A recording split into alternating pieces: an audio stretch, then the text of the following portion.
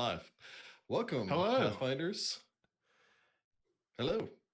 So Would you expecting me to do the whole spill? it's so quiet. there's a gaping silence where your intro normally goes. Yes, welcome, Pathfinders, to Recall Knowledge for Bestiary 1, as presented by the Find the Path Ventures Twitch feed and subsequent Find the Path Ventures podcast feed. I am your host, Rick Sandage. I am joined by the indomitable Jordan Jenkins Woo! and the incredible Ross Scoggin for Hello. today's discussion over the Bestiary 1. Why, you might ask, are we talking about a book from a year ago? Jordan, answer the question. Yeah, so if you guys didn't know this, Paizo doesn't release content often enough for us to do this every 2 weeks without having to go back. So we actually are going back and doing older content and reviewing it as if it was new. To give a comprehensive exam. Yes, to be comprehensive to all of Paizo's products. So we will eventually catch up. Although maybe if we're lucky, we won't catch up because that would be even better, which means they're releasing more content. More. We can always do with more. More is good. Yep. I mean, at least, what would that be? 26 books a year would be great. I mean, that'd be killer, right? Yeah. not that's counting it, Adventure that's a lot. Path. I was going to say, Yeah. to be honest, they probably do with Adventure Paths, but Yeah. you know. Well. Yeah, but reviewing Adventure Path volumes would get really spoilery. Really. Oh, super spoilery. Yeah. But yeah, so we're going to be talking about the Bestiary 1 today, which was launched back with the core rulebook in August of 2019. Which seems like forever ago. Yeah. Well, yeah. I mean, Gen Con passed, so that was back in the day when you could get together with people and do things. Why you got to make it sad, man? That's just Rick. what I do. It's literally his job. Classic Rick. And of course, I entitled this Bestiary 1, although I believe it's just called Bestiary. It's true. Yeah, it doesn't actually have a number on it, just like, you know. There is a Bestiary 2 out by this point, and a Bestiary 3 announced. In the works, Yep. Maybe eventually they'll catch up to 1E, which had its 6 bestiaries, full of amazing content. But I mean, they're already going much faster at the bestiary releases. True. Yeah. And fortunately, they had the bestiary out now. I wanted to say for the Alien Archive for Starfinder, it was a couple months between the core rulebook release. Yeah, it was a bit because I remember they released like a supplemental that had like basically everything you would need for Society and for the first Adventure Path, Dead Sons. Yeah, I think that was the one with the typo for the sniper rifle that did like 20 d6 damage or something. Yeah, something like that. Yeah, something ridiculous. Then again, it's Starfinder. That might not have been a typo. I suppose we should get started with this. So, Bestiary 1. Thoughts? I'll kind of start with my thoughts on it. So the bestiary is kind of an essential buy, right? I mean, it has most of the core monsters. The biggest thing about it is, you know, the way that I kind of felt about the first bestiary was, okay, it had a fair breadth of stuff, but it was all very much in a Western fantasy setting. And what's really interesting about the first bestiary coming into second edition is there's like something for everybody in this. I mean, I found one thing that was missing in it, and that was Clockworks, which I'm sad about, but they gave me golems, so like there's a trade-off. Yeah. But like honestly, there's a lot. There's a lot in here. This is a big book, like 341 pages before you get to the appendix. Yeah. 400 something monsters in it. It's pretty hefty. Yeah. And these are not like just like little stat blocks of monsters. This is like with text, with pictures, with little sidebars that give you a little bit more information. That's really cool. Yeah. So, Ross? I was mostly going to add that yes, there are quite a few also changes to a number of creatures as we get into different areas of Golarion. Some creatures have been reorganized to be related to each other now, whereas before they may not have been placed that way. I always pronounce it wrong, but the Golthu. yes, that's it. Yeah. They're technically all together now, whereas before, like, and it makes sense because they're all related creatures. Yeah, They're Aboleth, all the related to each Belt other in Masters, different ways. It's just mhm.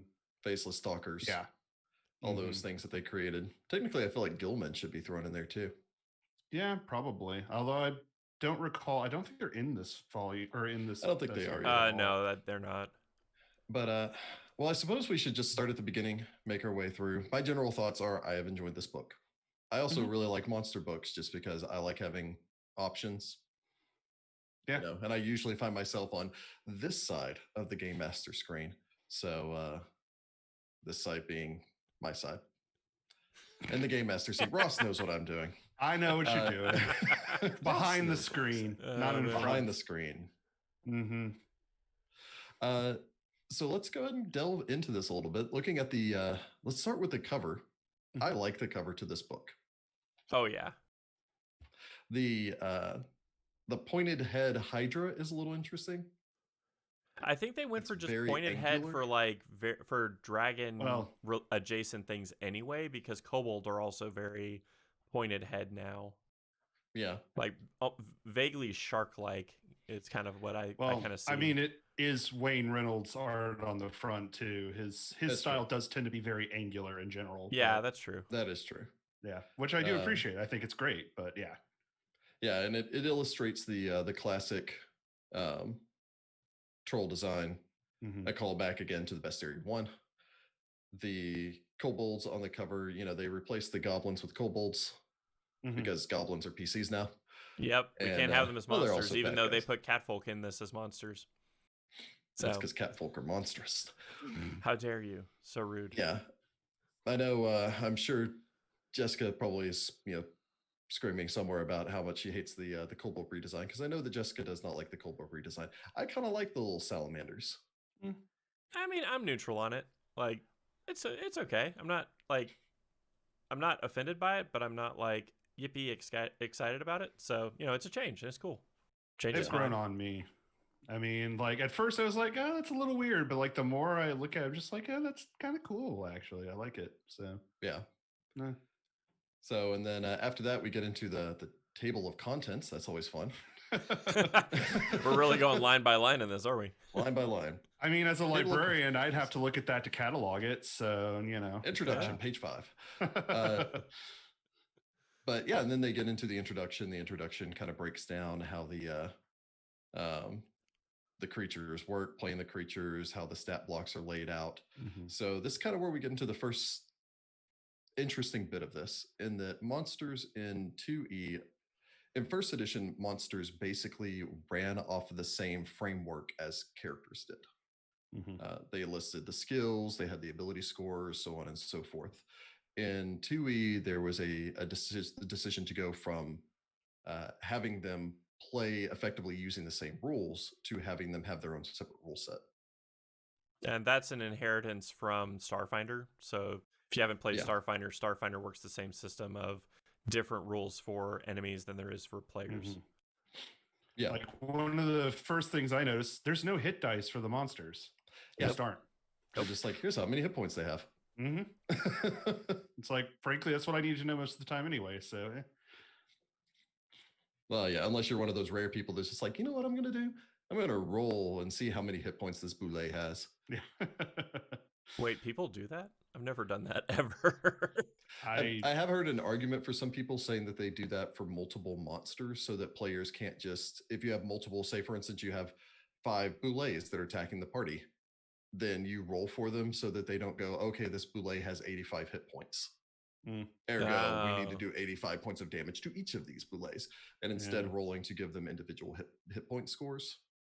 I guess it would make sense from like a realism perspective, because like, not everyone will have the exact same health just because they're all the same monster technically. But in 2E, players don't even roll for hit points anymore. So that's true. Obviously the monsters don't need that. And then we get into some of the, there's some interesting things in the introduction. They kind of front load some of the rules before you actually get into the book proper. So they talk about having the elite adjustments as well as the weak adjustments, which I kind of like because the elite adjustments just let you kind of beef up a monster a bit. If you go, I don't really want to stat out the orc war chief, so here's an orc, and then here's an orc with the elite adjustment on it. Mm-hmm. That's their chief.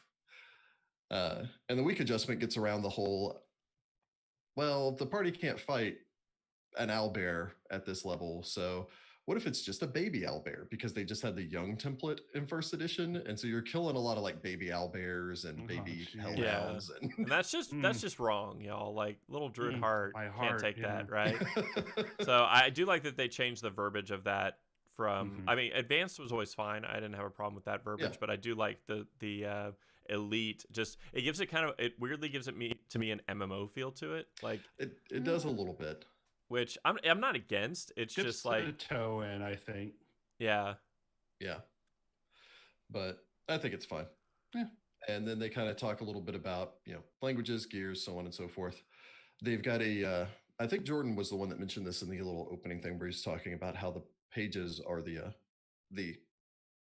entries are laid out, where they've got stat block lore underneath the stat block in the standard 1E edition variety, and then they have sidebars. And they actually give the sidebar icons now so that you get information from your sidebars, but they're one of 5 categories. So it's like advice and rules, additional lore, locations, related creatures, treasure and rewards. Do we want to talk about the blending of mechanics and setting? Yes. Yeah, sure. Very much so. Yeah. Well, Ross seems excited about that. I'll kick that over to Ross. I'm excited about it too, actually. No, honestly, a lot of these sidebars provide for some very interesting information. I mean, it serves as a good introduction for, especially if you haven't really run a lot of Pathfinder before. Like, okay, so where does this, creature fit into Golarion? Like, where would I see this? Which, again, if you haven't really run anything before, it's like, hill giants, where do they live? In hills, I guess? In the hills. Yeah. It's in the name, Ross. Like, but where is it hilly? I mean, there's a hill everywhere, right? Over yonder. Yeah. But, it's like, or like the section on hellhounds mentions, like, you'll find them in Chiliax because a lot of Chilaxians, will use them as like trackers or things like that. I think it's just really cool to have that additional information. Yeah. And it just it helps give it more of like an ecosystem vibe. Like Golarion isn't this static place. Like there's stuff going on all the time, even if your characters aren't necessarily involved in it. Yeah. Which is just cool. It's a living, breathing setting. Absolutely. Well, and the great thing about including in the sidebars, and mind you, some of it's also in the lore itself for the individual creatures, is anything in the sidebars is kind of ancillary. It's additional material that you have. It's additional information that you have. And so you've got the chunk of information that you need, and then the stat blocks that you need. And then if you want anything extra on there to go, let me just grab one at random. Oh, here we go. The Faceless Stalkers, about how the Veiled Masters influenced the ancient Aslanti and invoked the apocalypse of Earthfall and destroyed Aslan when humanity grew too prideful. Spoiler. Like 4,000 years ago. That's not really a spoiler at this point. 10,000 years ago, so I'm sure it's past the statute of limitations. Sorry. Yeah. But yeah, and so it gives you some flavor about how they tie into the setting while still just letting you have a big section talking about the ecology of the Faceless Stalker. Yeah, and I felt like a lot of them definitely give you more history as well. So like the Boulé as an example, I didn't realize Boulé were magical creations. And it talks about like how they were magically created, and multiple people have claimed credit for the creation of Boulés, and they think it may have been an elf, and there's a couple reasons why. So it gives it more of a, like, you don't just get this point in time vision of what the creature is, but you get a little bit of the backstory of it, kind of, which I thought was really nice. It's the classic a wizard did it. I mean, why are that there explains owlbears? A wizard. A wizard did it. Yeah. Well, why are there golems everywhere? Wizard. Yeah. And I think it's cool too that it adds in like little extra bits that you can give to the players too. Like giant bags are mentioned in one of them, which is always just a cool thing. Like you fight a giant and then, like you can dig through its bag and take its stuff. And it's always got these like weird things that it keeps on it. So the world's largest ball of yarn. Cool. Then, like I throw your animal companion. But I always think that that's neat because it also helps tie the players. And it's like, oh, by the way, did you know that giants have bags? You might want to look into them. They also included, as far as blending setting together with the bestiary. We'll move on from this topic here in a second if we're boring anyone. They've also blended in having creatures from the setting in the book. Notably, first to spring to mind is Tree Razor. Yeah.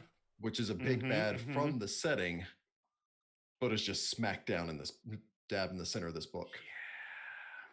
I mean, I like that though, because there's always like those people that immediately flip to the highest CR creature and just gush over it, And I think that it's also just, if your party's defeated everything else, like, just go fight that. You're probably gonna lose, but go fight that.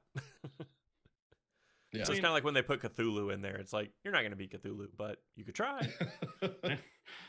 But in case you're just wondering what it would be like, here you go. Play a what if scenario here. Yep. First, you invent the steam engine. Then you run a boat into them. For anyone who's read Call of Cthulhu.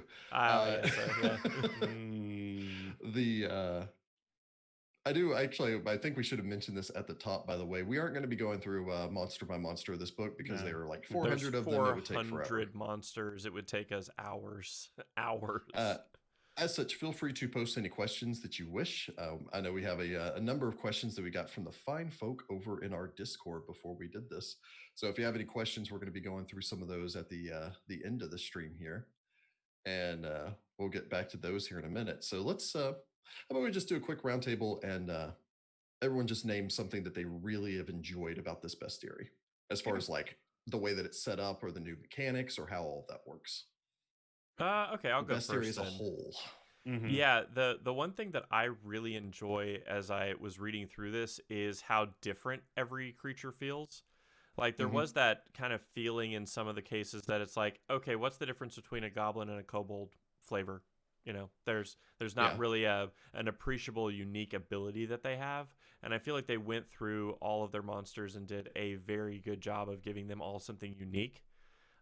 So like, I'm just going to pick on the Boule because I read that right before we got on to record this, but it's the last thing in my brain. Yeah, but the Boule is one of those creatures that you think, okay, a Boule is a Boule is a Boule, but they gave them the ability to have a favored food.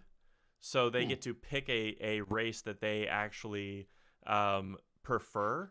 So they're like, it's most commonly halflings, but they never pick elves, but they could pick anything else. So it basically gives them kind of favored enemy. And so I kind of like that it's like, okay, this Boule really loves humans as food, and so it targets all the humans first. And this one really likes, the half-orc, and goes after the half-orc. And I think that that's like a really good way to make every encounter feel slightly different. Like you're not having to just assume like once you fought a Boule, you know exactly what it is to fight a Boule. Yeah. And I believe they kept the leaping attack that the Boule have, which is also great. Yeah. So adds new things, but also keeps the old. Yeah. Mr. Scoggin? Mr. Scoggin is my father's name. No.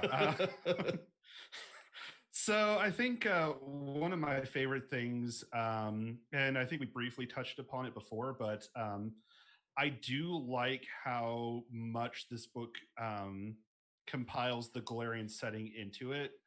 And the first edition Bestiary, like it was basically very setting neutral. Like the monsters that were presented there were just like, they tend to prefer X environment, but it doesn't really connect it to the world at large. So I think that, like the Pathfinder take on a lot of stuff is actually really interesting. And I'm really glad to see it just in the core rule books, not just in like the setting guides and all that. Yeah. And I just know want it's to a little controversial, actually, because I know a lot of people really liked it being setting neutral, and I feel like they tested the waters. What was that? The Adventurer's Guide in first edition, where they had chapters on things like the Grey Maidens and right, organizations that were Golarion specific, but then they put them out in a Yes. book that was not part of the campaign or player's guideline. I think the reception from it was obviously good enough that they felt comfortable merging the two together and not keeping it, setting neutral anymore. Much like Starfinder is Starfinder, there's no setting neutral version of the Starfinder mechanics.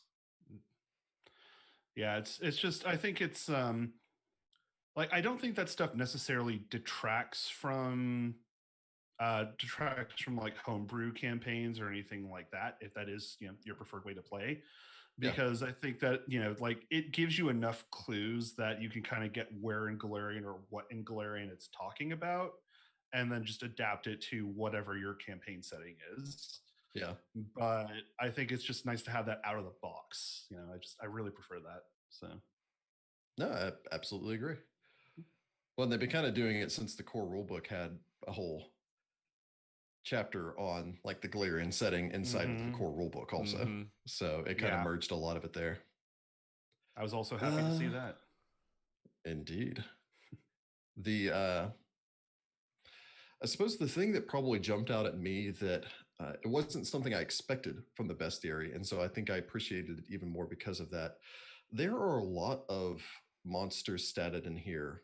I'll use the Gnoll for an example, that provide a creature and then provide a variety of creatures of different levels, but the same creature. So you have like your Gnoll. Actually, I'm not even on that page. Hold on. Gnolls. What are they? What do they do? I'm way down here. But they give you a variety of gnolls that you have something like, here's just a regular gnoll hunter, and here's like a gnoll priest, and here's a gnoll chieftain. And they do that for a lot of other creatures. I think they do that for ogres as well. Yeah, kobolds, orcs, a number of them. Yeah. So where you're probably going to need a variety of these. And so instead of you having to go, okay, well, here's an orc, and the orc in the book is an orc fighter, but I want an orc cleric. So now I'm going to have to figure out what clerik spells to give him, and so on and so forth. They're just like, here's a variety of them. It reminds me of the monster codex that they put out for first edition that just took, a specific group of creatures. I think gnolls were included in there, and just said, here's a whole bunch of different gnolls. And I love that they included that in the book so that you just have that immediately. So that if you just go, hey, some buddies of mine, we're going to get together, we're going to make some first level characters, I'm going to throw them at some classic orcs attacking a village. And then you can immediately go without having to do any extra legwork on your own. Yeah. So I thought that was a phenomenal choice. Yeah. How about the other side of it? Is there something either of you didn't like? Minor beef for me. And this is because I like Clockworks a lot, being a technologist. I think they're awesome. There's no Clockworks in this, and it makes me sad. Back to the Clockworks again. I like the Clockworks, man. They're really cool. So that's that's me splitting hairs, honestly. Like, I couldn't find a lot to dislike about this book. Yeah. So I think for me, one of the things, again, I feel it is a relatively minor thing, and it probably really only affects like people who've been playing, Pathfinder especially for so long, because let's face it, like at the very least, I know Rick and I were in when it came out, like when that paperback beta test. the beta test was out. I remember flipping through that. I think you still have yours, actually. I do, actually. I got good old Jason Bullman and James Jacobs to sign that for me. That's awesome. Nice. But yeah, no, I remember. So in this bestiary, there are a few monsters that are in different places because, again, we were talking about how they're sort of grouped together. So sometimes I'll look up something and be like, oh, yeah, no, a treant. I know where to find those. And it's like, oh, no, actually, they're with the arboreals, and they're also named something different now. So yeah, treant isn't a thing. And then Yeah. I'm like, oh right. And then they tend to use the actual technical correct term for it. Mm-mm. So they don't just call them like dark stalkers and dark creepers, they are Caligni. So Yeah. like if you're not used to thinking of them in that way, it's going to feel like you're going to take forever to find them. Yeah, I mean, Yeah. it's I can overcome it. It's just one of those things where I'm like, all right, no, they changed. Okay, yeah, and then yeah. So I'm probably going to get better at it as time goes on, but I'm still probably going to at least have a few times where I'm like, oh right, yeah, Yeah. plain touch now. They don't have runs. Yeah. Yeah, I think mine is a similar my little bit of a gripe that I have is a similar thing to that, where one, some of the creatures are renamed. So it's not like Sturges anymore. They're like blood something or another. Seekers, Blood seekers, I yeah. think something like that. So like that kind of throws me, and kind of what you were saying earlier, where they've got creatures that are sorry, I just lost my tab. They have creatures that were separate before. Like I think mites, for instance. I believe mites are now a category, like categorized under a different category, because they used to be kind of standalone, gremlin creatures, and now they're clumped in with the rest of them. Or again, if you didn't know that there was a connection between the faceless stalkers and the aboleths, then you wouldn't necessarily know to look for them in the Golthu section. So I think some of that's just going to be things I have to get used to. Yeah. And it's a small gripe, considering that for years I've been fine with, okay, now the party's fighting a succubus, open up to demons. So it's obviously something that's been going on for a while. True. So yeah. It's a good book. It's full of monsters. Yep. It's a monstrous book. It's a monster book of monsters, really. I mean, not everything in here, that's always the cool thing about every bestiary Paizo puts out too, is that not everything in here is an opponent necessarily. There's all sorts of different creatures. Honestly, it's also good for NPCs because they do stat out like I was mentioning catfolk. They stat out Tengu and some other of the races that they at the time hadn't actually brought in as playable characters. So you did get the chance to still have them in the setting without necessarily being able to play them. With the new ancestries and heritages we got from Advanced Player's Guide, and we'll probably continue to get from books far into the future. One can hope. At the very least, until we get all we get to the point where we can make all the classes and race combinations or ancestry combinations that we were able to in first edition once again. So I suppose last real big question from my end. What do you think of just the stat blocks? Those are getting a little bit into the nitty gritty here. Personally, I like the smaller stat blocks. Generally speaking, they are smaller than first edition, which leaves more room for more monsters, as well as more lore, which is always something I appreciate. They're smaller, but I also like that they still gave the same amount of page space to give you all their abilities. Yeah. So it's one of those things. The actual stats themselves are small, but all their stuff that is different about them is still there, which I appreciate because it's not the one thing that was difficult as a first time GM was having to learn all the universal monster rules, because it's like it has this thing and you're just like, what's that thing? Flip to the appendix and look it up. They put a lot of that in here so that it's very easy for you to just have it on hand, which I appreciate as a not super long playing GM. Yeah. I think one of my favorite additions is, usually they'd mention in the first edition bestiaries, if something can do something as a move action, as a standard action, whatever, but it was still, you had to read through it. It's actually really nice to just have a pictorial representation of how many actions it takes for the monster to do X. And that's all, I don't have to read through a paragraph and then it goes, okay, as a standard action, that's what it is, right? Yeah. It's like, no, this is a 2-action ability. There we go, done. Yeah. So. And I'm sure they appreciate it also as the authors to just not have to say, as a standard action, blah blah blah blah blah, blah. As a Yeah. move action, blah blah blah blah blah. As a react or not a reaction, but as a swift Swift or action, blah blah immediate blah. action, Yeah. yeah. I think that it saves on page space in the long run to have that icon. Yeah. To just tell you what it is, because an action's an action as far as the economy goes. Mm-hmm. Yeah. I also appreciate just on the action front of it, how it kind of ties back into the game mechanics from the core rulebook, where most creatures will have usually it's a bite primary attack. And then instead of being, it gets a bite and 2 claws because it's a cat. Mm-hmm. It has a bite and also has agile claws. So you're probably still going to do secondary attacks with the claws, but you could feasibly go, you know what, it just bites you 3 times. Yeah, it's just really trying to eat you. Yeah. But on the combat side of it, I found it interesting that a lot of monsters, especially when you're looking at something like a kraken or a creature with multiple limbs, that they'll give you options for both individual attacks where it's, here's a 2 action thing it can do and then gets a ton of attacks on a single target. Or it's got, a different action that can do, or it can do multiple attacks on multiple targets. And so it gets away from the whole thing of, this is a cool monster and it gets 5 attacks per round, but it had to move more than 5 feet. And so it only gets 1 attack because it's, in first edition, it would only get a standard action.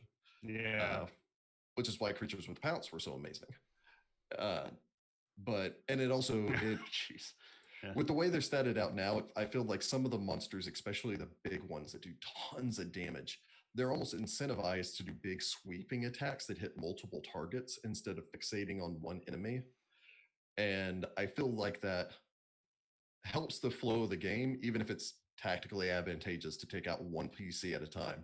It always sucks to be that 1 PC that gets hit by a thing that has pounce. And it's like, okay, congratulations, this monster pounced on you. Oh, also it has 2 rake attacks in addition to its 3 attacks that it's already getting on you. Yeah. And you're in the negatives before you've even gotten to your initiative count. You've been chosen as the dragon's target. Goodbye. Yeah. Yeah. And it's a bite. And the rest of the party's like, we didn't get touched. Yeah. Like, guys, I'm dead. Oh yeah, no, I got through that without a scratch, actually. Thank you. Yeah. Yeah. The Lamia matriarch is a good example of that, where it gets to make a scimitar attack against each enemy within reach. Each attack counts towards the multiple attack penalty, but the penalty does not increase until after all the attacks. And the first enemy she damages is subject to the matriarch's caress. And so it's kind of cool that it gives you a neat ability that you can use on multiple targets without it being, she shoots a fireball. Yeah.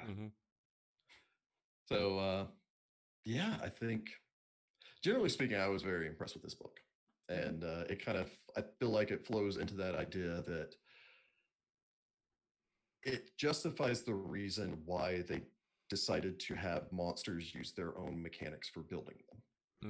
Because it lets them make creatures that feel more like what they should be. They're more worried about having it do a cool thing than having it adhere to this rigid structure. Yeah. But I think a lot of that we're going to answer in some of the questions that we've got coming up. Yeah, and I know, Rick, you have one monster in particular that you're a big fan of. So I'm not going to steal your thunder on that one, but I love that monster so much.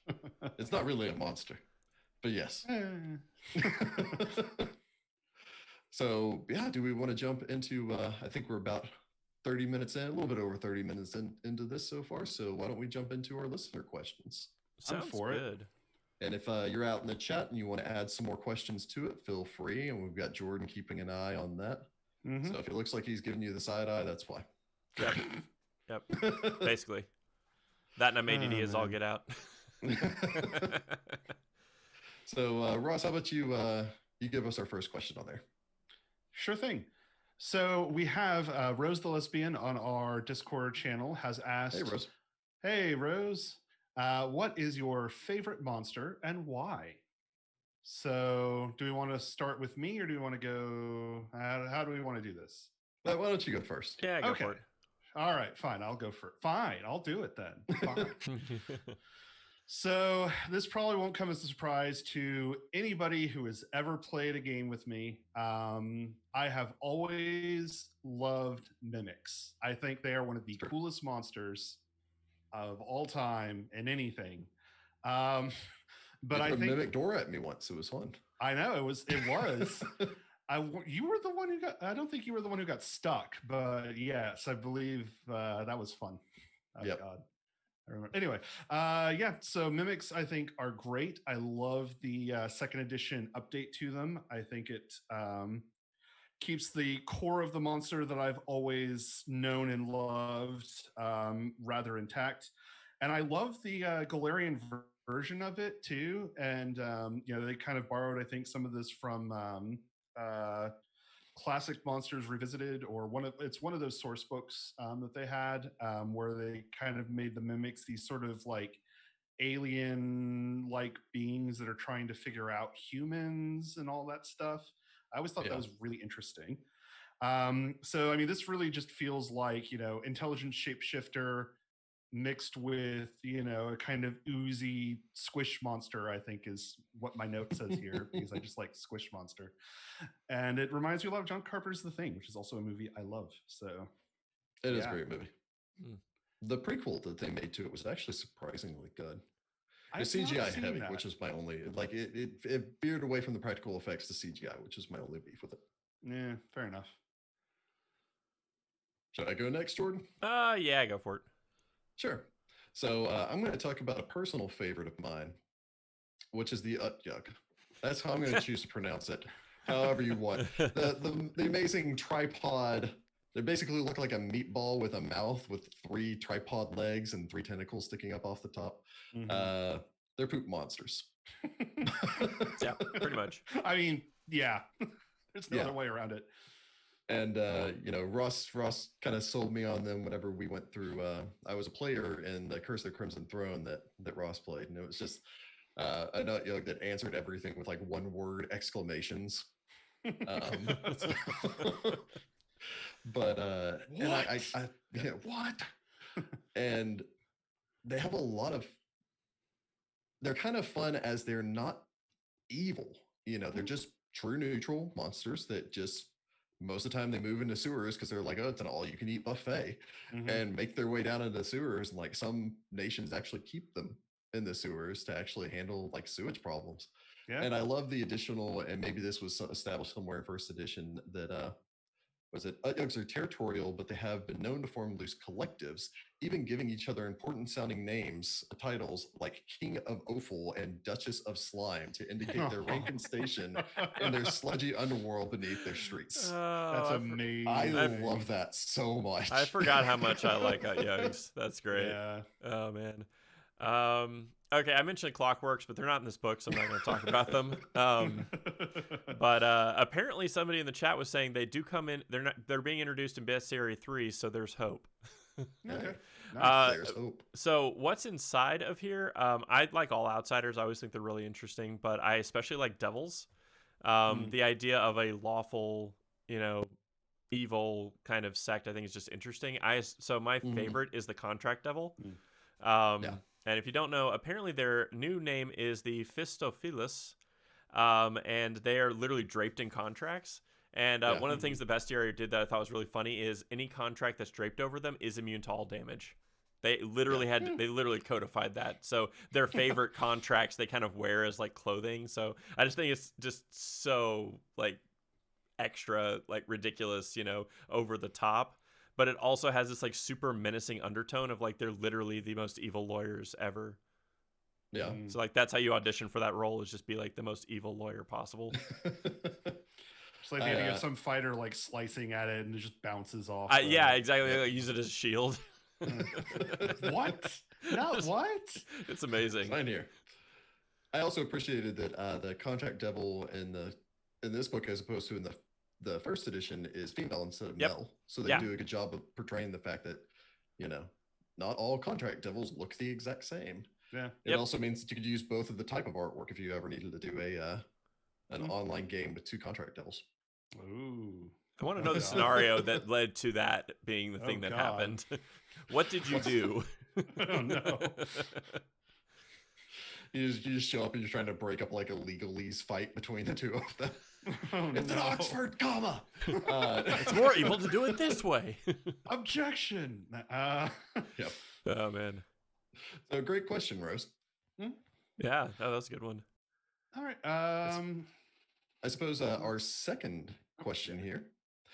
Do any creatures stick out as more or less interesting than in 1E?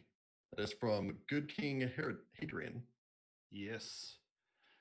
So I guess we'll just go in the same order because I think that makes it easy. Sure, yeah. Sure. And yeah, I wanted to say that I'm a huge fan of the owlbear redesign, like as far as just what they're capable of in combat.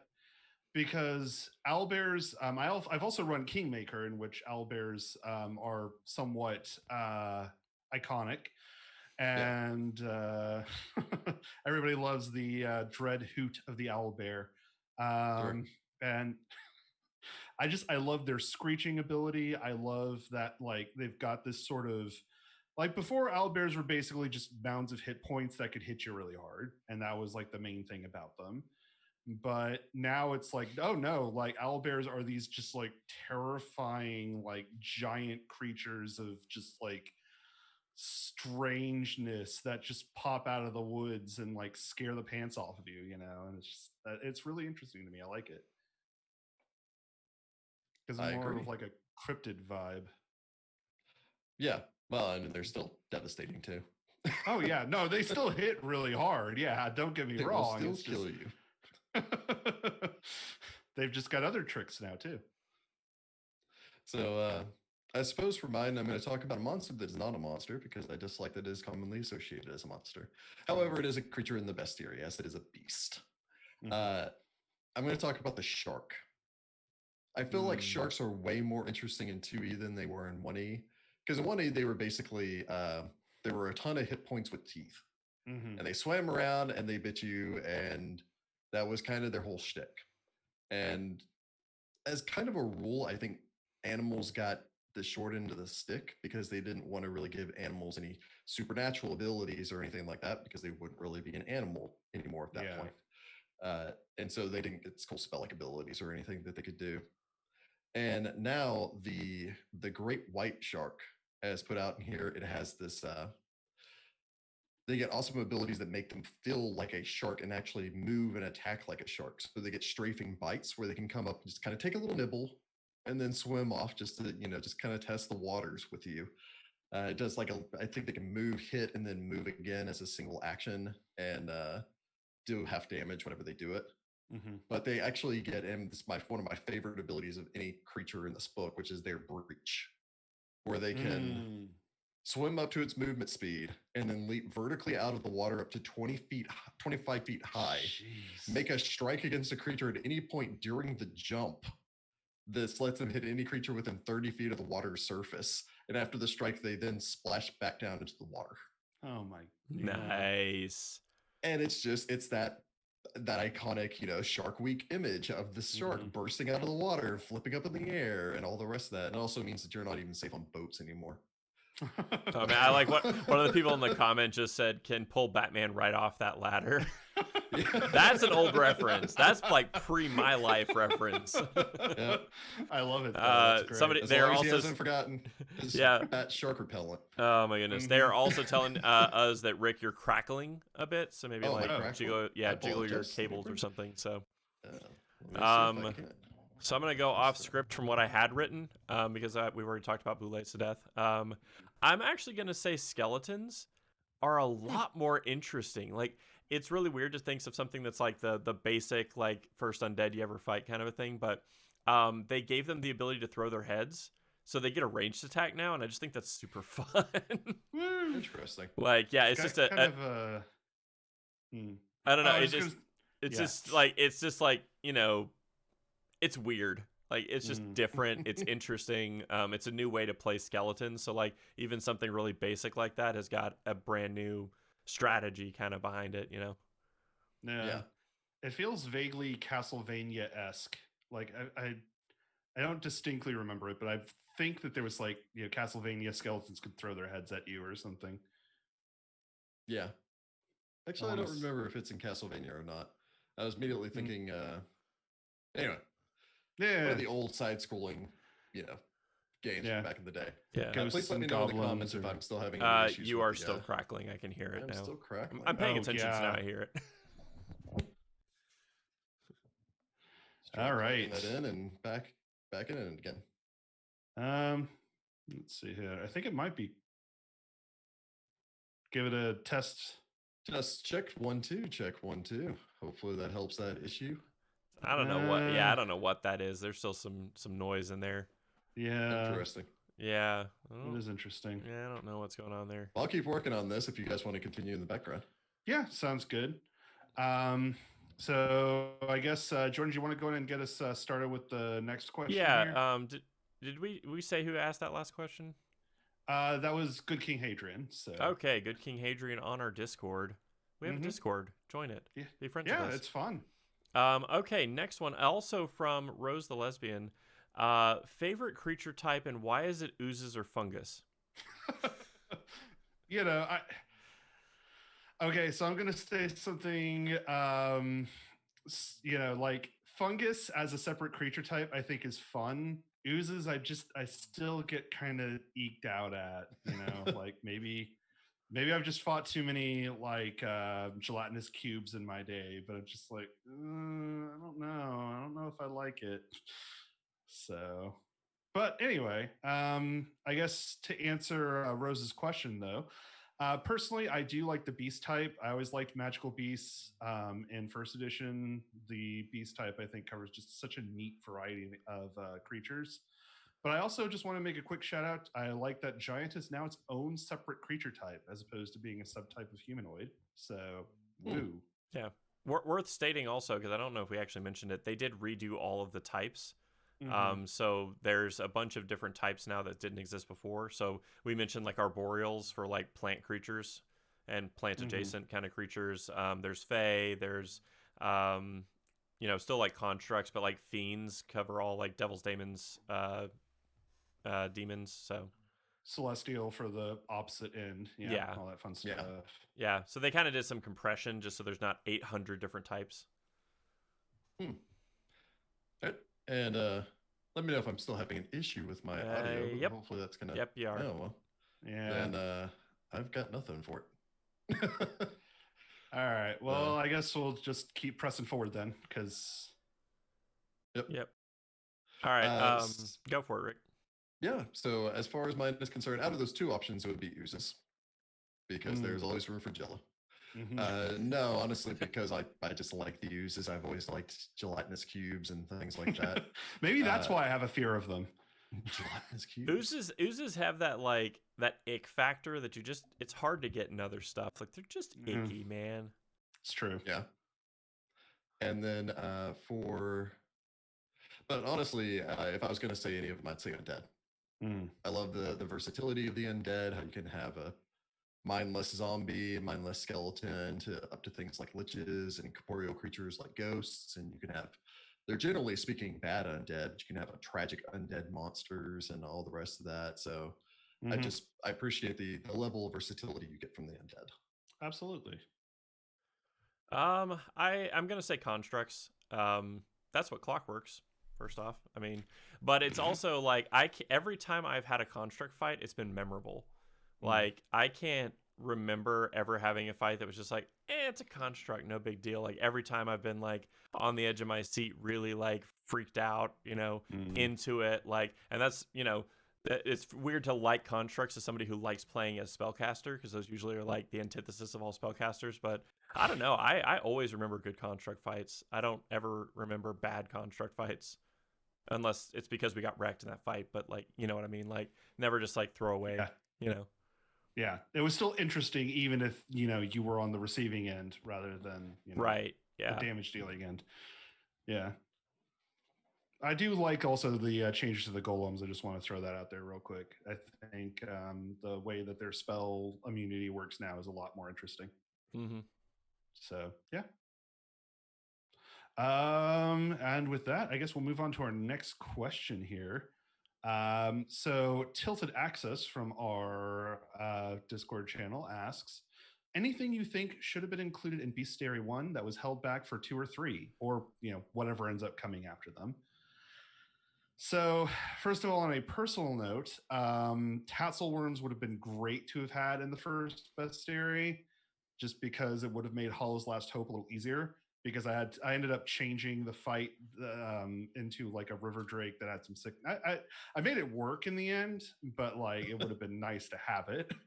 And then I also just really think Blink Dogs are cool. I mean, just teleporting friendly doggos. So,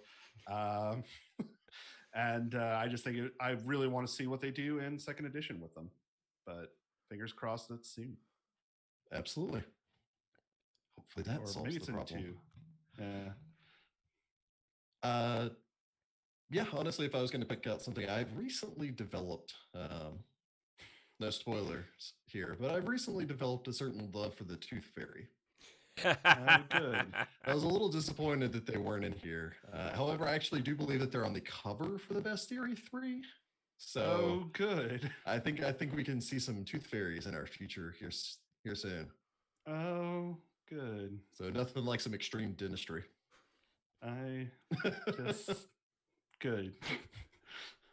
I appreciate that somebody just subbed on our Twitch, and their sub message is teeth. Teeth. Teeth. Tooth. I've been trying to do fast. No. Oh man. Yeah. No tooth. No tooth. No. Also, no. Everybody should subscribe to our Patreon and listen to Tyrant's Grasp because it's hilarious and depressing as all get out. If you are French, I apologize now. Yes. Because I do not do a good French accent. Goodness. Yeah. Again, changing what I previously said.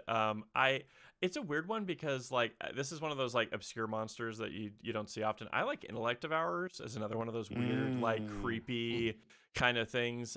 So they were in the original Bestiary. They are not in this one, and I was kind of sad because they have like this weird like. They consume the brains of people and wear their skins around to experience the world. Like it's very much a like we're evil monsters, but we also have like a weird playful side that's like I've always thought was kind of interesting. So I was a little sad they weren't in there. Yeah, vaguely like scientific almost like. Just, a little bit. Yeah. I wonder what this is like, and it's like now I know.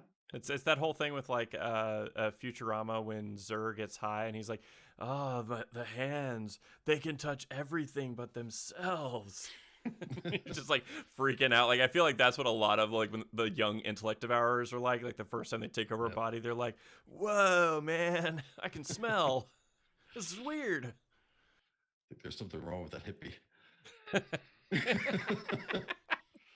But yeah. Oh man. All right. So I think that's that one.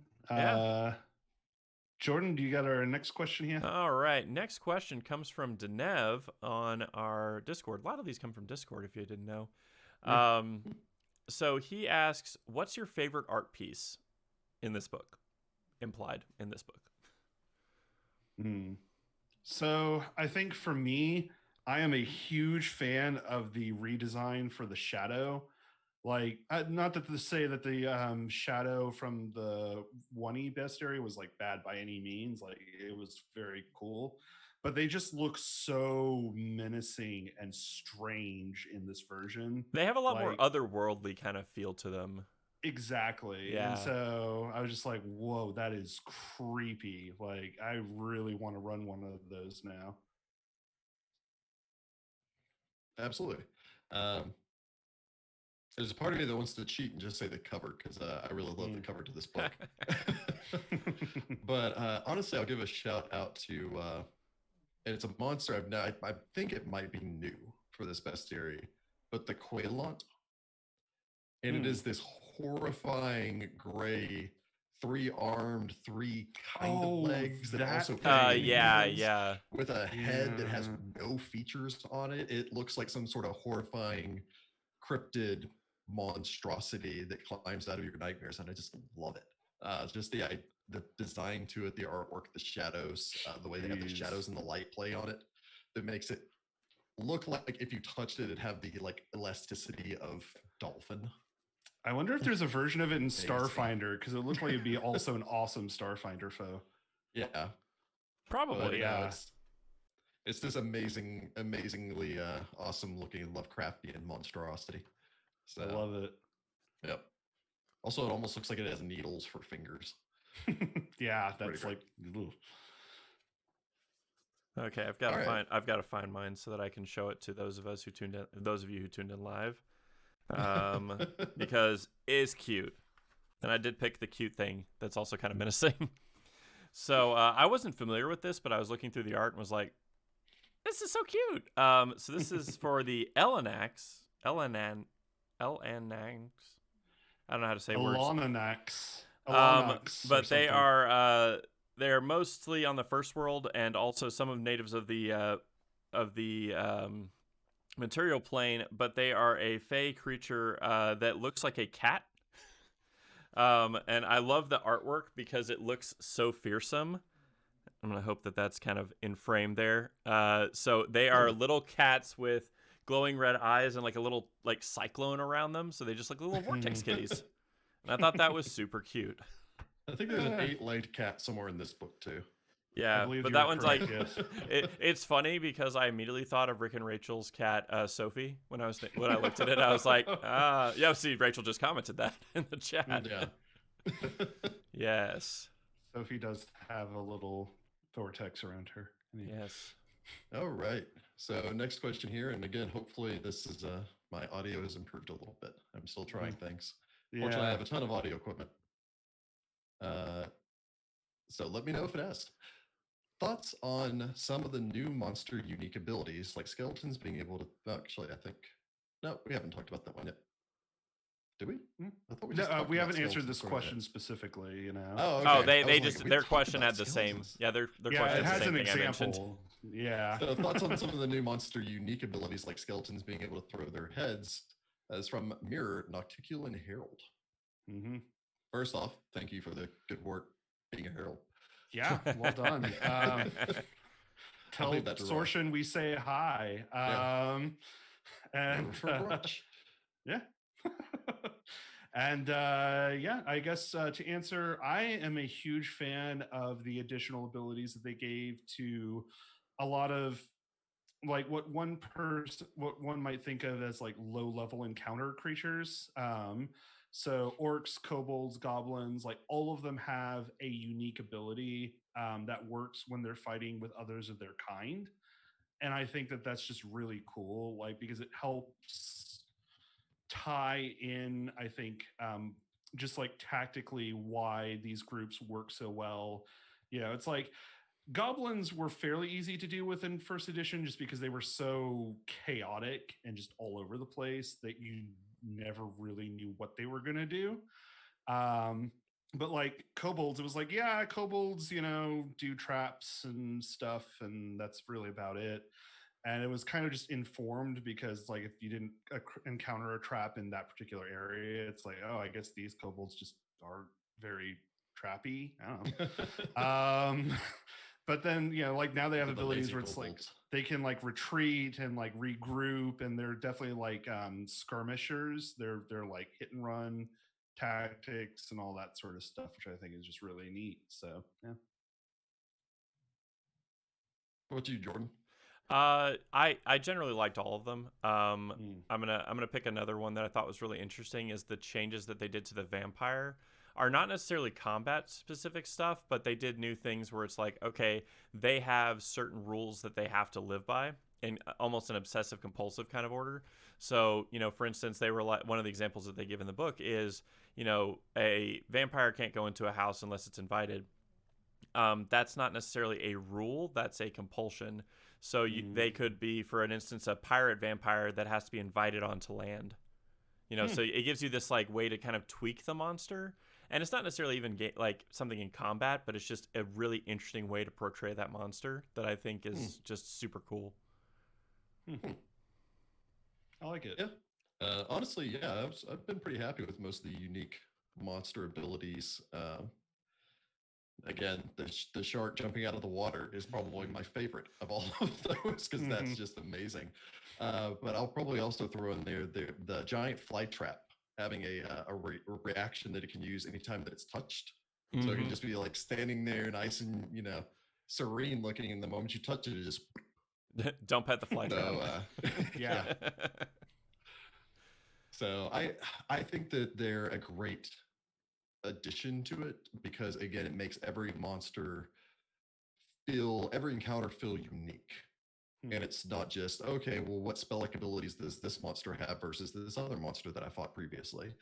And it's part of the reason why, in first edition where you have,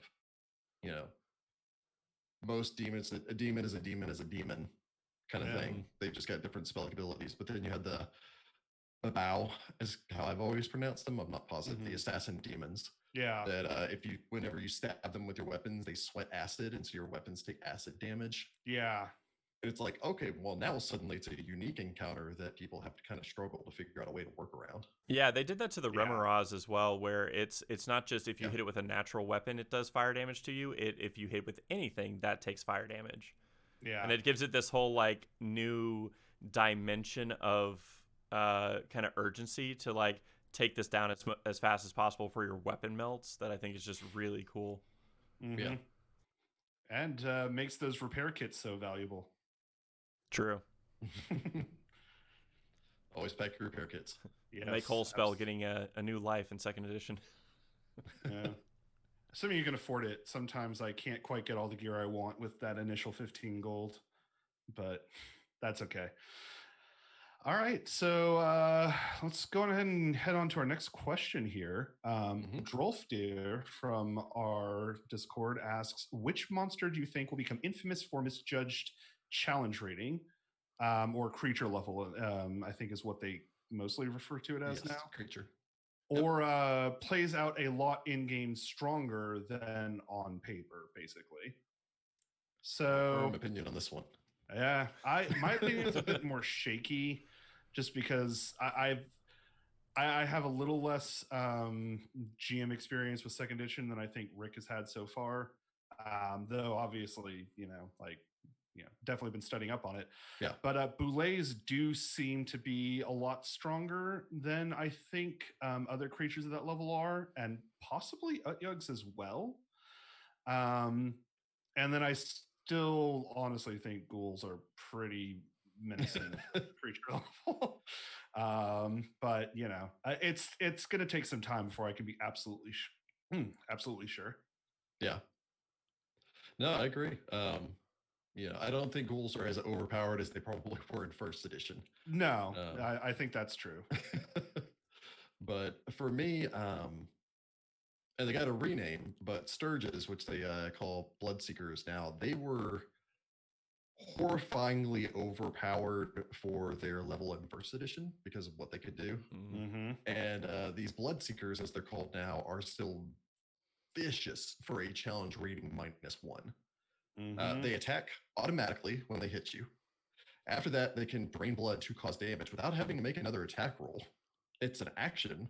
So feasibly, if they attack and hit you with the first attack, they could drain blood twice before you even get a turn again. After that, it gains temporary hit points from doing hit point damage to you. It also causes a status condition to you, and when you remove it, it causes bleed damage. So in like a one-on-one fight, sure, but if it's like, and then you walk into the room and there's 6 Bloodseekers. If they swarm on one person, no. Yeah. Yep. Well, they're dead. I think challenge rating -1 for one of them might be appropriate, but the moment you get more than one of them in there, it starts to snowball. Yeah. Then again, Sturges they've always been a beast. Speaking of things with ick factor, that giant mosquitoes, man, it's awful. Awful. Giant winged mosquitoes. Yeah, so it's funny because you mentioned they're more dangerous in numbers. I had kind of a similar thing because I looked at shadows and I looked at the stat block and I was like, okay, they have resistance 5 everything, but that doubles for non-magical weapons. They're only a CR 4, and they specifically have this new ability called Steel Shadow that every time they hit you, they're giving you the enfeebled condition, and if they hit past 3, then they rip your shadow off and create another shadow. And so it's one of those things where it's like, okay, I like the ability, don't get me wrong, because it takes something that was kind of rare and it gives it much more, common prominence. But if 2 or 3 of those start focusing on one person, it's like 1 or 2 rounds before they're ripping the shadow off, and you just have this multiplicative effect that is going to be just awful. And so I think that that's going to be one of those things that, especially if you don't have a magic weapon, it's going to be very difficult to deal with at such a low level. Yeah. Then you have to do a whole Peter Pan thing and sew your shadow back on. It doesn't actually say in there what happens. Like, does your shadow come back? Does it regenerate? Like, do you have to go on a side quest to get a new shadow? Like, go chasing after it? Come back here. You have to kill it and then, like, stitch it back on? I mean, who knows? Who knows? Roll around in it for a little bit. However it works. Lay it out like a little chalk outline on the ground. I need them to publish the ritual for how you get your shadow back now. I'm sure she'd drink it. Anyway. Gross. That's so gross. Oh my goodness. All right. So next question comes from Luis Loza. Friend of the show, Luis. Friend of the show. His name is just on here. I'm going to assume it's from the Discord, but he's around. He's a guy. Everyone who sent us a message is friend of the show. But Luis, that's true. Absolutely, yeah. And for those who don't know, Luis does. How much he was involved in this? I don't know. It's a good question. Yeah. But Luis does work for Paizo, so extra special shout out. So he asked, lots of the monsters have been given new mechanics to make them more interesting to fight than their 1E counterparts. The Owlbear has the Screech, for example. What new ability do you find most interesting or has improved on a monster the most? Reach. We're just going to go to our favorite monsters all over. Yeah. I have another one, so keep going. So one of my favorite things, I love a lot of the low-level monster abilities because it really does help it not feel just like low-level combat is just trading a single blow back and forth with like a monster. And one of my favorite examples of this is the dust attack from the animated broom. Just because it can it sweeps up dust and then you have to like cough to get rid of it. And so it actually like can limit your actions, which is like as a low level creature, that's actually kind of crazy, like awesome, oh wow, all right. So I was like, wow. And then of course it's just like, that's just the consequence of fighting a broom that somehow gained the ability to fight. Like, of course it's gonna be dusty. So yeah. I suppose on my part, other than just the breach ability, which I do love, I like that the Tengu have an eye gouge. Yeah. That when they score a critical hit with their beak attack, that they can gouge you in the eye, and if they do like critical damage or whatever it is, you can't or you lose use of that eye until you are back up to full hit points. I was like, my that eye. Is amazing. I'm not supposed to get beaks in it. But again, it's very thematic for, I don't know why my brain always goes back to the cinematic opening for the first Diablo game. Oh. Like the creepy field, and then there's the skeleton, and then there's like the bird with its eye in its mouth. Anytime I think about crows, I always think about that opening. Goodness. I'm gonna not be specific, but I think any of the mechanics that make each encounter with a creature somewhat unique, I think it's just super cool. That was a cool thing they started doing kind of late in 1E, and to see it kind of front and center in 2E, I think is bodes really well for like the amount of diversity we're gonna get. So the Boulet's favored food kind of differentiation, I think is just really cool because you can do it a lot of different ways. Like, I mean, that's open to randomly rolling on a table. That's open to, them down the road being like, hey, here's a boulet, and we've already decided that its favored food is catfolk, just on the off chance that you've got a catfolk in the party, just, it's kind of fun. The same way like fighting a ranger would be different every time you fought one. Yeah, it'll probably kind of tie into, especially if you're playing an adventure path or something like that, where it's, you've reached the gnome village and here's the boulet that's like, oh, look, a large number of gnomes. That's my favorite food. And goes, sharking through the dirt up towards them. Oh, no. Oh, the noble boulet. Run. Yeah. Oh, man. dreaded land shark. Goodness. And just because Jess is in the chat, Jess said the skeleton head lobbing is her favorite thing. Her favorite new mechanic. Mm-hmm. Okay, that's a cool one. All right, next one from Ben says, what party would y'all build with the specific purpose of killing Tree Razor as quickly as possible? 20th level, whatever items you want, build your party. Jeez. That's a wide canvas right there. Yeah. I don't think we're going to take the time to stat out an entire party, but no, but my mind immediately went to, I mean, I'd really want a champion. I'd probably want a paladin because that's kind of their wheelhouse, dealing with demons. So it's like they're literal diametric opposites on the alignment scale. And also they're just defensive, which is always nice, especially since there's so many just like terrible things Tree Razor can do to you. yeah.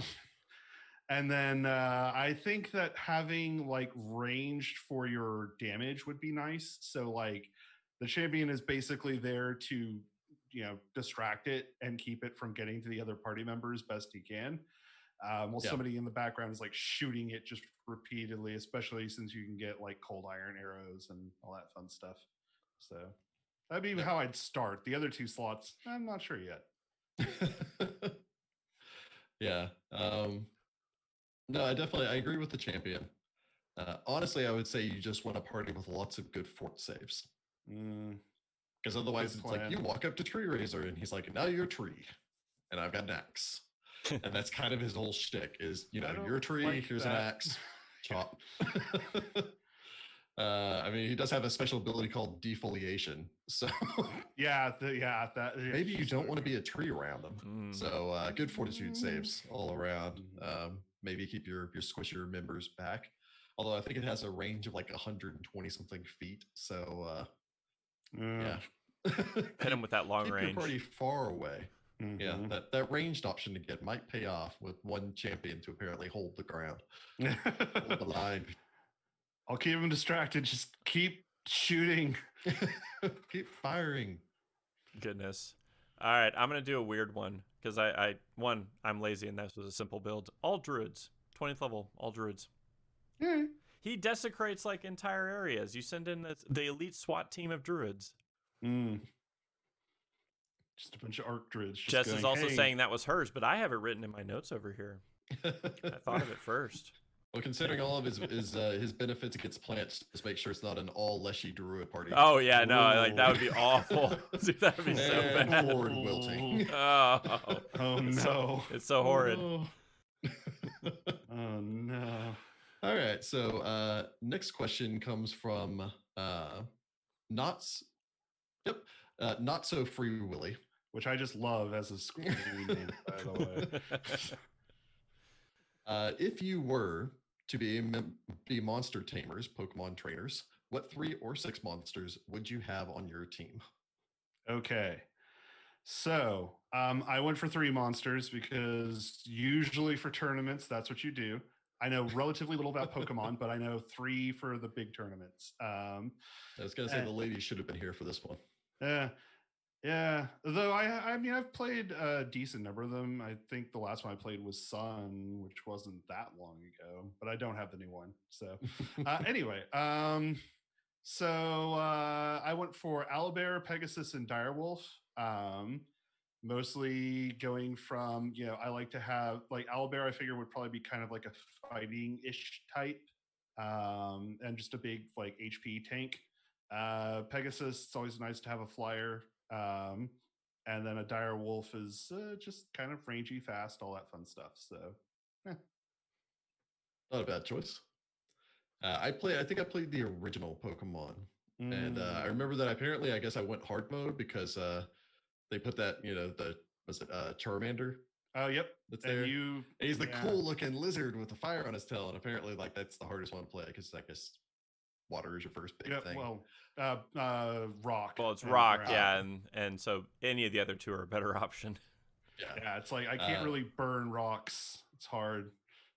But I do not learn from my mistakes, and so I would go with Frost Drake, Flame Drake, River Drake. I like it. Team Drake. I like it. Oh man, Make your character Nathan Drake. Yep. Yep. Nice. Be good old Nate. Bring in my and again, you get a wide variety of elemental attacks between all of those. So Nate, there you go. The Drake. Man. Yeah. So Jess has already weighed in. She would take a Boule, a Shadow, and an Ancient Brine Dragon. That's okay. Very strong. That's an interesting one.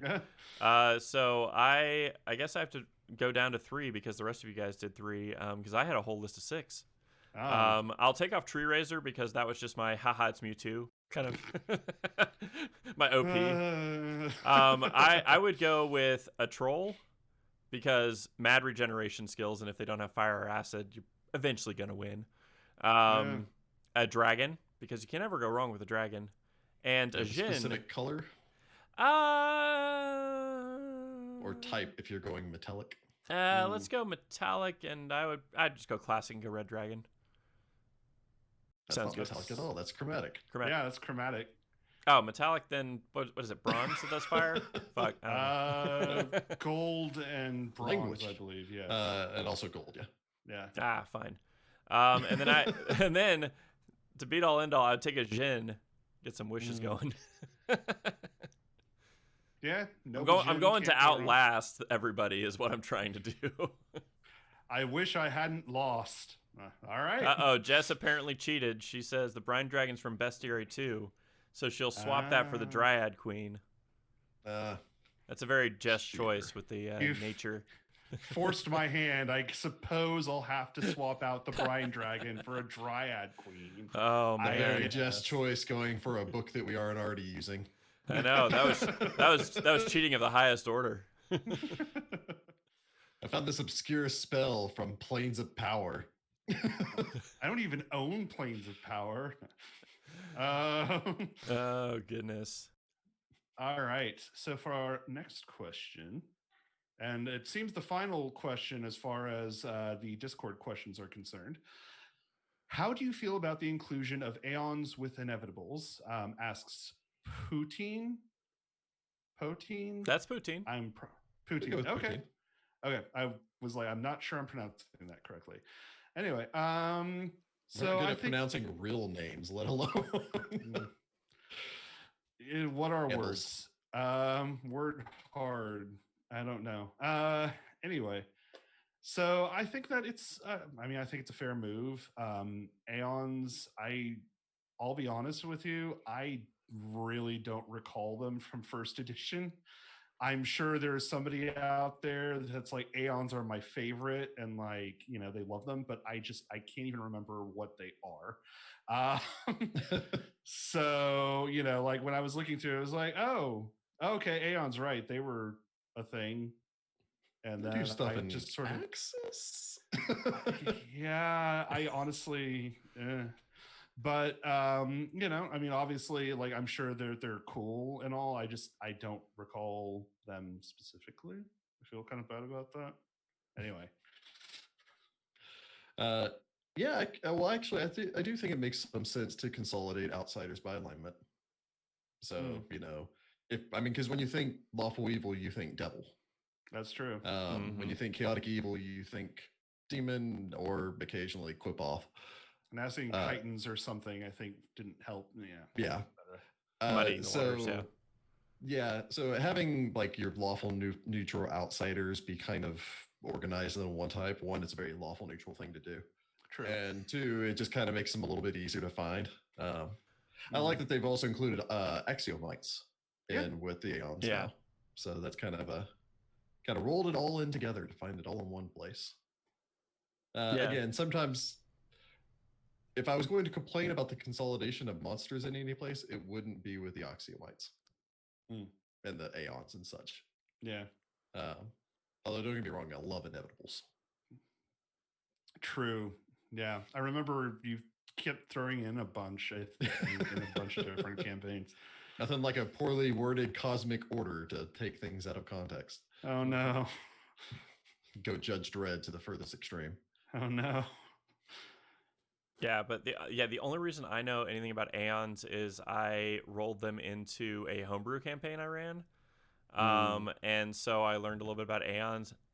don't remember ever seeing them. I think we may have done something with some part of that in Mummy's Mask, maybe. Yeah. I'm literally not even sure of that. Axiomites, I looked at them. They looked funny. That's it. I mean, they were not prominent in the setting enough to where I think it justified them having their own. And I think part of what they're trying to do is just simplify it to make it easier for people to understand.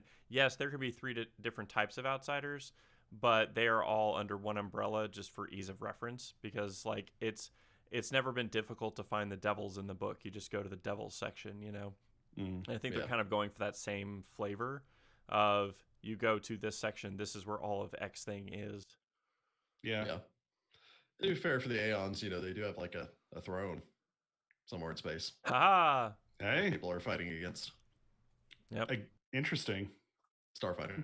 Yeah, that's Starfighter against the Aeon throne. Oh, yeah, okay. We don't play a lot of Starfighter. I play a lot on the Discord, but I don't play Adventure fan that got really excited. He's like, I'm doing that. Yeah, nice. That's awesome, by the way. But Take that, Aslanti. Oh, man. Yes. I've dipped my toe into space Starfighter, eugenics. Oh, goodness. All right, I got to scroll back up in the chat now to pull out questions from the chat. Okay, so first one comes from Graph. There's like 5 Z's afterwards. In the chat, hey, Graph and the boys. I see it is Graph and the boys. Who writes question: what do you think about the quote unquote loss of spell-like abilities, supernatural abilities, etc.? I feel like spell-like abilities and supernatural abilities, I feel like they still have to a large degree, because, you know, you've got your the abilities that the creatures now have, where it's just like it spends 2 actions and it does a whirlwind attack or whatever you have, or breathes fire. The spell-like abilities I felt like were something in first edition that was a little over relied on, because here's a monster, here's a, you know, whatever you have it, giant lizard monster, and we're going to give it some spell-like abilities so that it can shoot fireballs out, because it probably is going to have to deal with a party of 4 to 6 adventurers.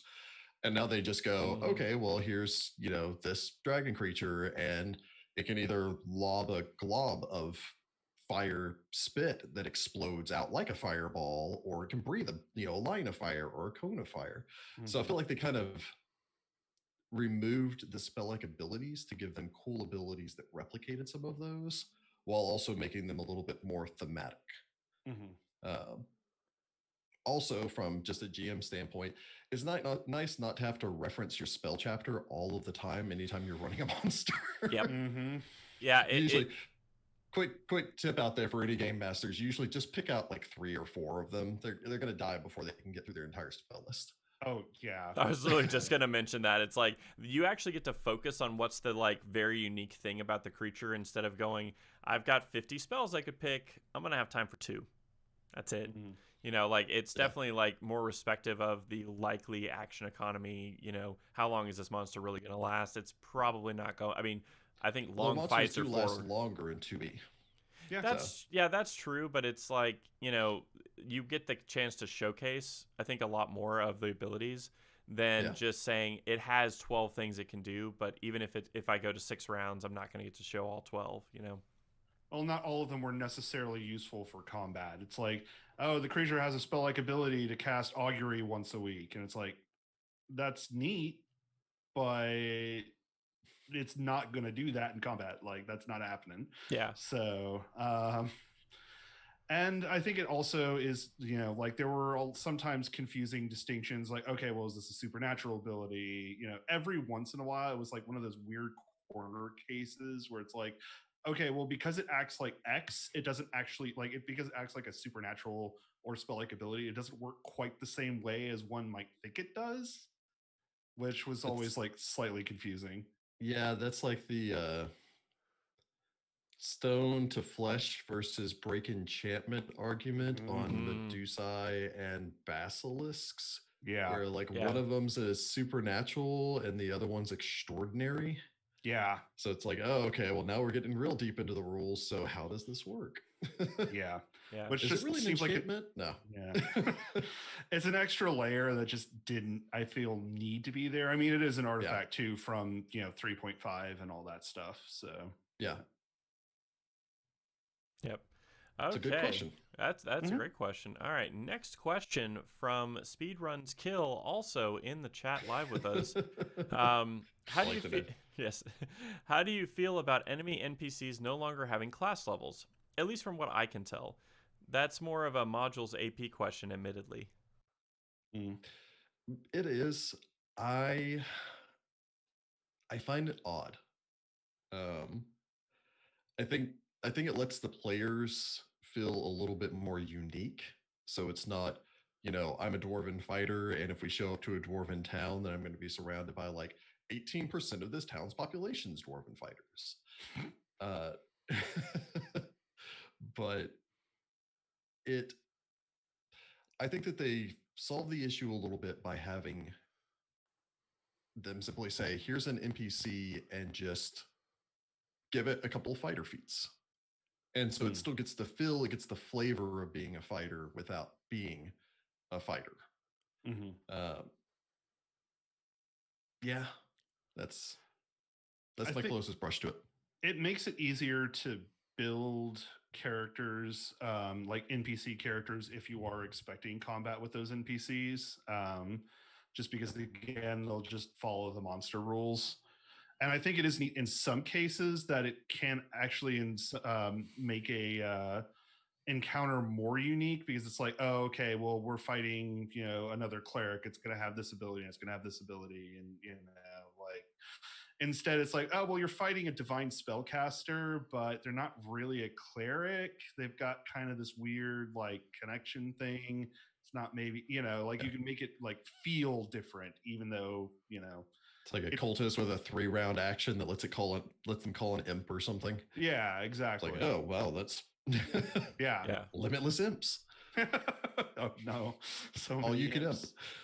Unlimited imp. Goodness.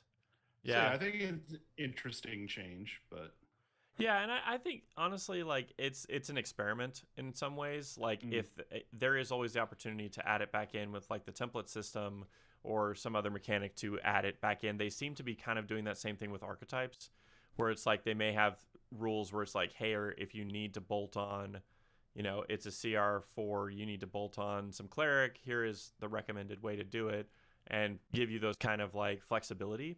Because I know the biggest thing in first edition that just drove me nuts was having to stat out any kind of wizard at high levels, because it's just like it's too many choices, right? It's too many options. And so I think if it gives you some of those good guide rails, I think you can add that on without it being necessarily something that means I'm gonna have to spend 2 hours basically statting out a full character at 18th level. Yeah, I do find it a little odd when they don't give classes to anyone. So when it's just like, here's this character, and next to it's like, human male baker. Oh, okay. All right. He's part of that rare baker class. Fun time. It's a holdover from 3rd edition. It's a 6th level prestige class. Oh, goodness. Oh, man. Next question comes from RevCon, also live in the chat. He asked, question, which monster would the GMs, all of you, most want to make a player-friendly NPC, and players, Jordan and Ross, most want as a friend? Oh, man. I was not ready for this question. Well, I've got an answer just because I've gotten a chance to do this a couple times recently. Sorry, I didn't mean to step in. No, go for it. Go for it. They've included Nisoy in here. And I know how much my players love Nisoy Psycho Claws. Oh, they're so cool. That would probably be on the list there. I get real tired of talking that fast, real fast. And making up grammatically incorrect but understandable, like, gibberish. Oh goodness. It is one of the beauty of remote recording is the first time I introduced an Asoy behind the scenes look here at Find the Path Ventures. First time I introduced an Asoy, I had to just talk as fast as I absolutely could because we're recording in the studio. And now that we're doing the remote recording, the second time that I introduced an Asoy, got to talk as an Asoy again, I got to not have to talk as fast because I could speed it up in post since I was on an individual channel. So that made it a little bit easier. Yeah. So not even behind the screens at that point, literally behind the scenes. Fun times. Okay. Well, I have mine. So the one as a GM I would love to let party members play around with would be a Phoenix. I think it would be really interesting to have a campaign where having a Phoenix companion or friend wouldn't actually be overpowered, at least at the point where you encounter it.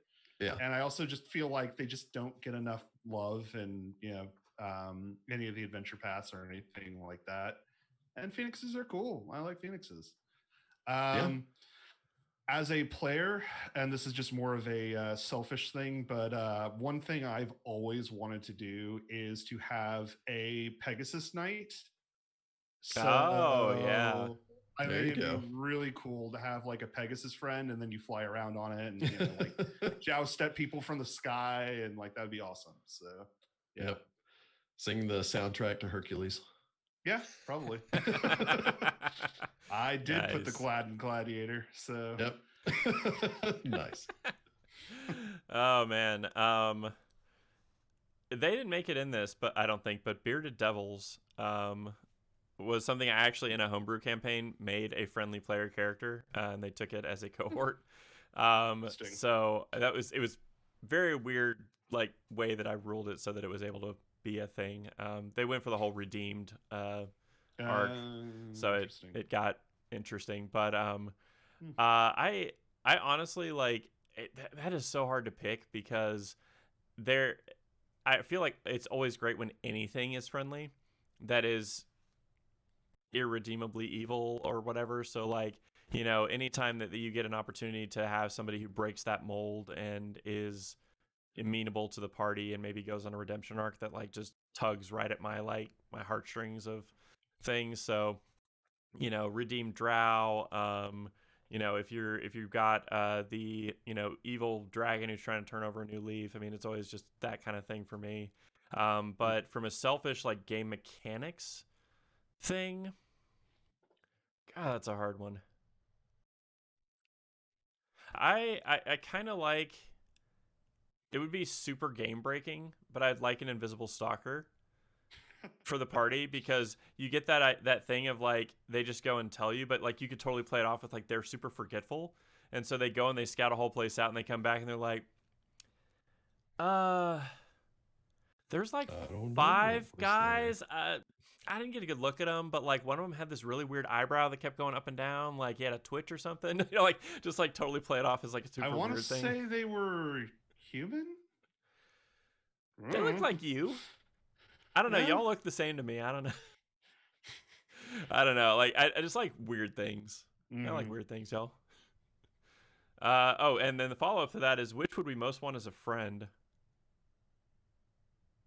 I think a friendly tree raiser, clearly. Like in real life or something, or I don't know. Yeah, I'm gonna go for a slurk. If you look at the slurk, they're amazing. Is that the Hypnotoad looking thing?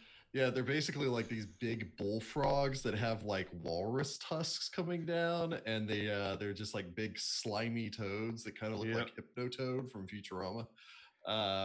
But way there's a bigger. Sidebar on them about slurk writing. And slurk writing seems like it would be amazing. Also, they can like squirt slime at people. So I would love to play something like a kobold with a slurk. Gracious.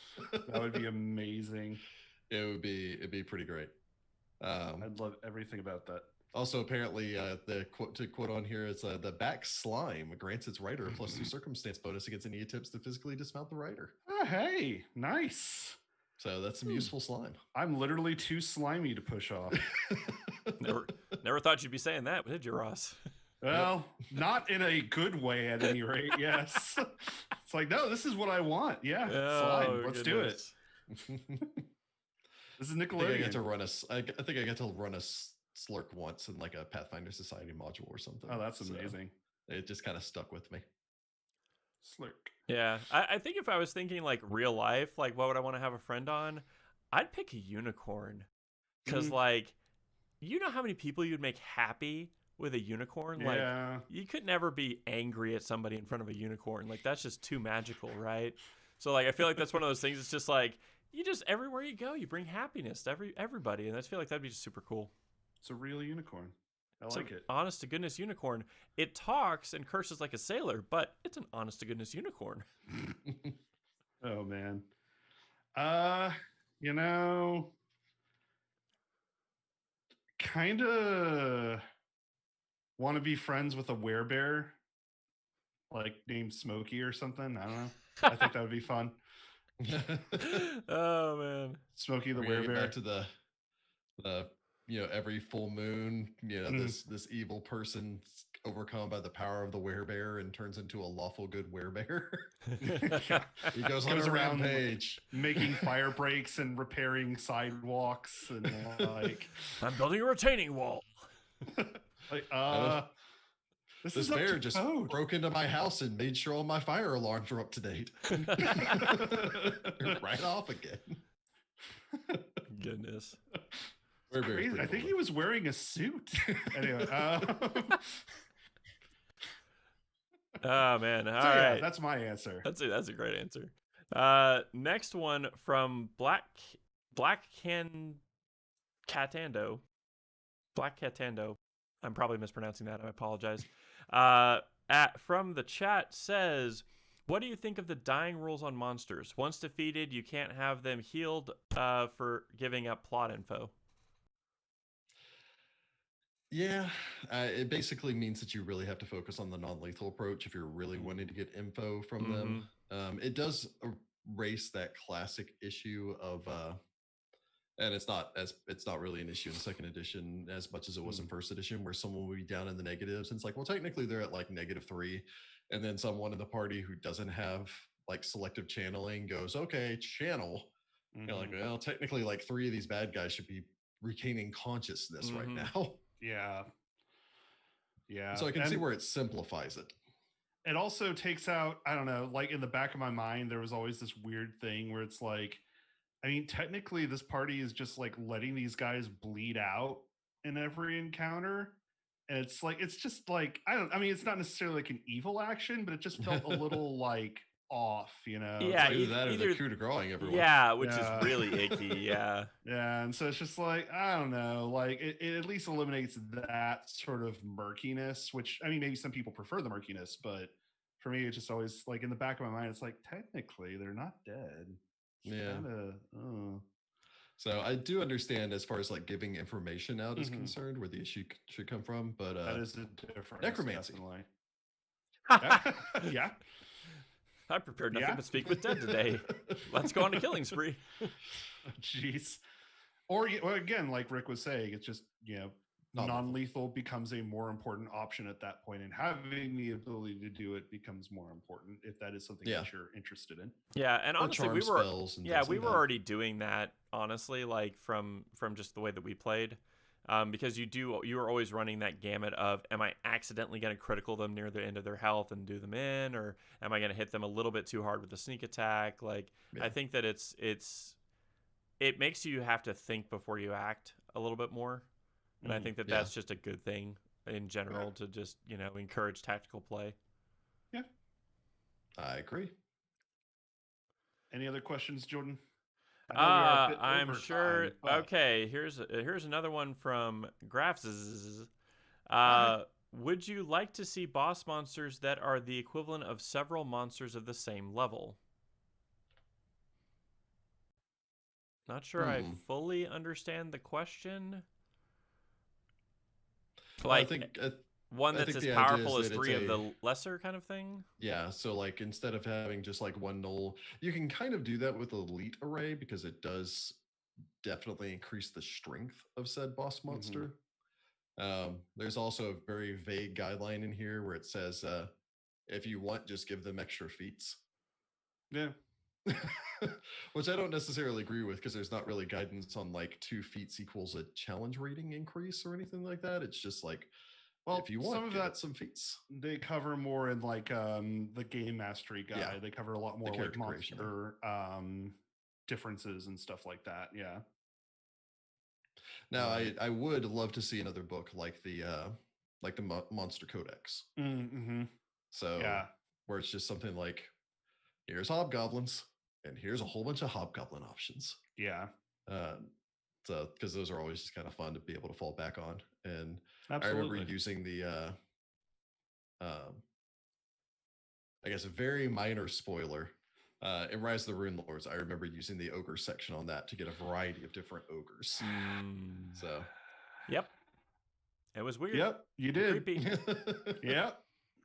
I went to places kind of that bandos are played. that segment, yeah. But yeah. Yep. I can't say anything that's not a spoiler, so I'm just going to say yep. Yep. Nope. Banjo Town. Gracious. Nope. Anyway, yeah. Okay. Next question. Baron Altorin says he had the opposite question. Which monster would you love to have as the big bad evil guy of a campaign? I'm gonna steal Jordan's thunder and say unicorn. What a twist! It was the unicorn all along. Oh man, he brought so much happiness. Think about that, like a unicorn that's lost its horn, because they talk about how they can survive, and you know they kind of live like a half-life afterwards, but then he like turns to evil, so it's like a unicorn with some anti-paladin like feats, like you know, terrorizing a town because you know like they took in these poachers or something like that, trying to get back its horn and a regenerate spell, I guess. So I don't know where I'm going with that. But. That's a weird one.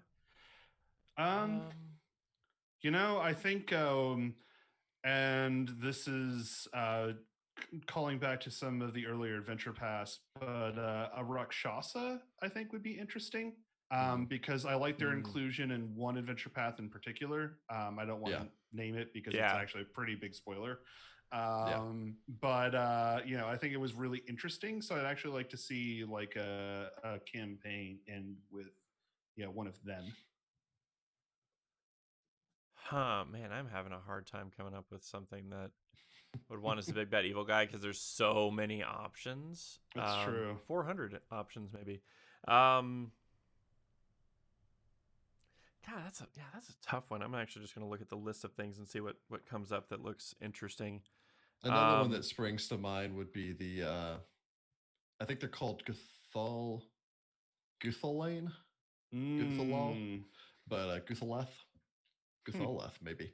But they're basically like 100-foot tall constructs like Shadow of the Colossus. Oh, they don't really have like intelligence. They're just ancient war weapons that every once in a while wake back up.